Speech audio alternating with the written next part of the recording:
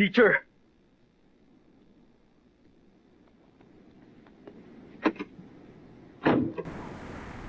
マジで来やがった。ジェノスです。埼玉先生。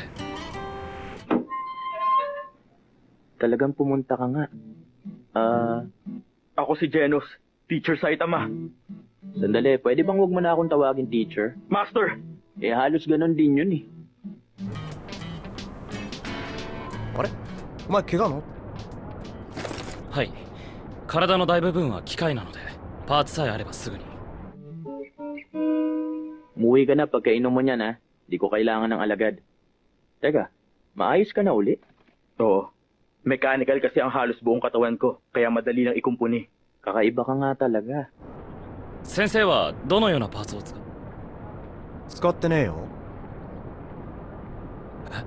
じゃあその頭部の肌色の装甲は？ Anong klaseng piyesa ang ginagamit mo sa katawan mo, Master? Wala akong ganon. Huh? Ano yung armor sa ulo mo na kulay balat? Balat ko yan mismo. Ang ibig mo sabihin, kalbo ka kagad mula nung bata ka pa. いやしかし、それでは先生が若くしてハゲているという。ハゲてんだよ。なんなんだてめえは。Kalbo nga ako! Anong problema mo ron? Problema? Handa ka makinig sa mga problema ko? Sa totoo lang, hindi. Salamat na lang. 俺ですか？俺の話を聞いてくれるんですか？いや、いい。大丈夫。 Ang totoo niyan, nung 15 taon pa lang ako, isa akong totoong tao. Bingi ka ba? Hindi mo ba narinig yung sinabi ko? Kahit na madalas kami magipit sa pera, masasabi ko na masaya at payapa naman ang pamumuhay namin ng buong pamilya ko. Pero isang araw, isang baliw na cyborg ang nagwala.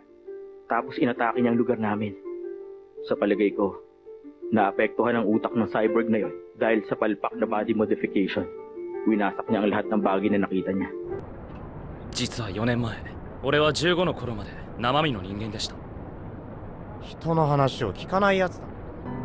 こんなしみったれた世の中でも、家族と共にしかしある日、暴走し頭のいかれたサイボーグが俺たちの町を襲ってきたんです。 Mga park, eskwelahan, building pati na ang bahay namin. Pinatay niya rin ang buong pamilya ko. Parang himalang nakaligtas ako. Pero isa lang akong mahinang 15 taong gulang na bata. Tapos nag-iisa pa ako sa isang wasak na bayan. Mabuti na lang talaga, napadaan nun sa lugar namin si Dr. Kuseno. Isa siyang scientist para sa katarungan at mission niyang pigilan ang pagwawala ng baliw na cyborg. Hiniling ko kay Dr. Kuseno na magsagawa siya sa akin ng body modification surgery. Dahil doon, isinilang ako muli bilang isang cyborg na lumalaban para sa katarungan. Pinangako ko kay Dr. Kuseno na tatapusin ko ang masamang cyborg. Ganon pala. 4 na taon na nakalipas simula nun. 19 na taong gulang na ako ngayon at nililibot ko ang mga bayan para puksain ang masasama. Hindi ko na mabilang ang mga halimo at mga kriminal na grupong napigilan ko. Pero hindi ko pa rin nahanap yung baliw na cyborg hanggang ngayon. Kaya halos nawawalan na nga ako ng pag-asa.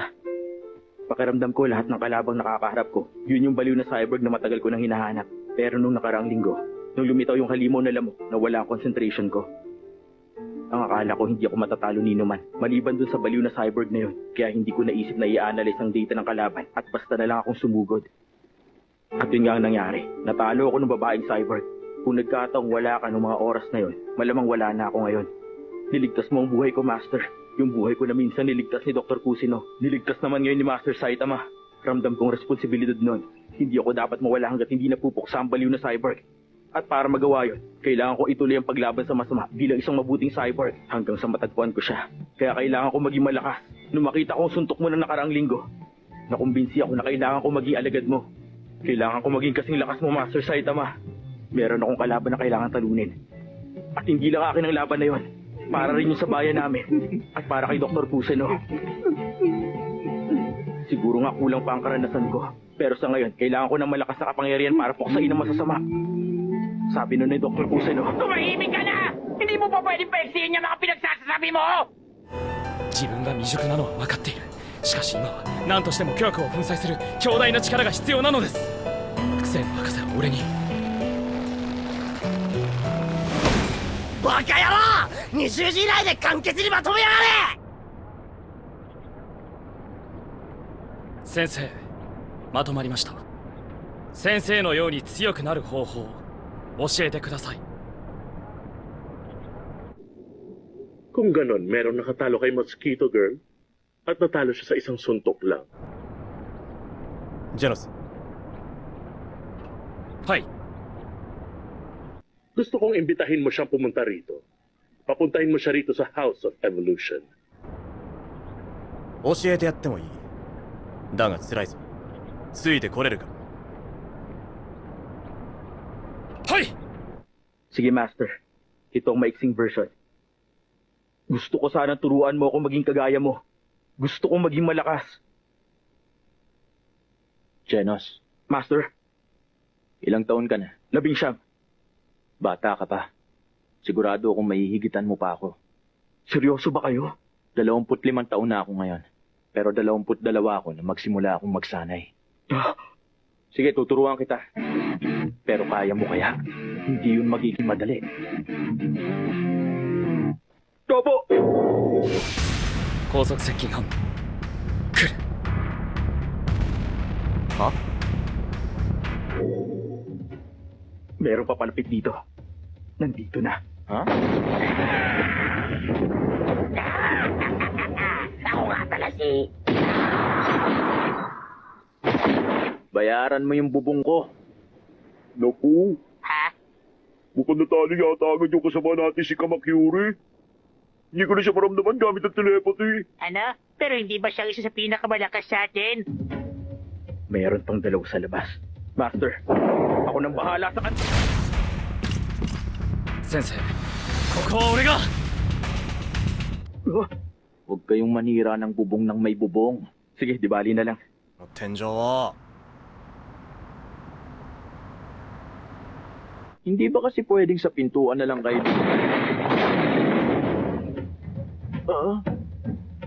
Master! Hindi, ayos lang ako. Pakiramdam ko lang, para akong isang poste ngayon. May nararamdaman akong matinding Isang cyborg. 高エネルギー反応あり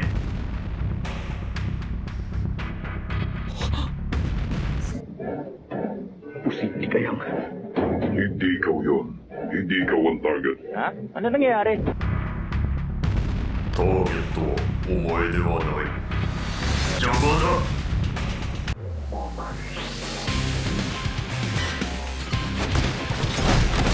お前にいくつか聞きたいことが。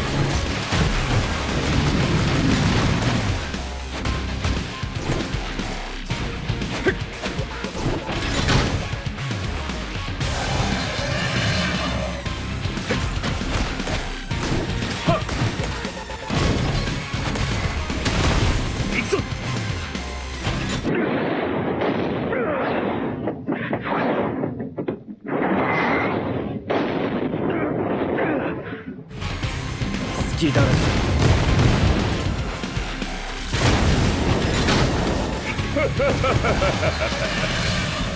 手も足も出ないとはまさにこのことだ。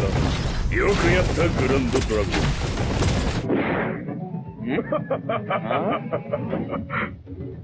Tingnan natin kung makakilos ka pa sa kinalalagyan mo ngayon. お前にいくつか聞きたいことが。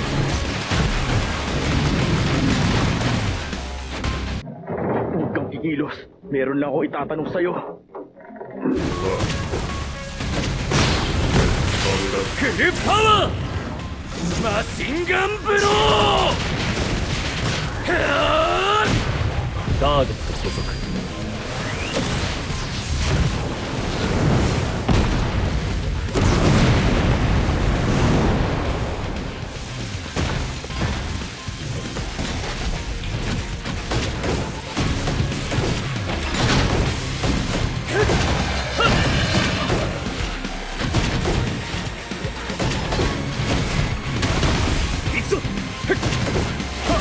全力で戦う。 Bahusang ginawa mo yan, Ground Dragon. Nagiging komplikado ko lang kapag lumalaban sila. Master! Ang lakas din naman ang loob mo. Ako lang ang tignan mo.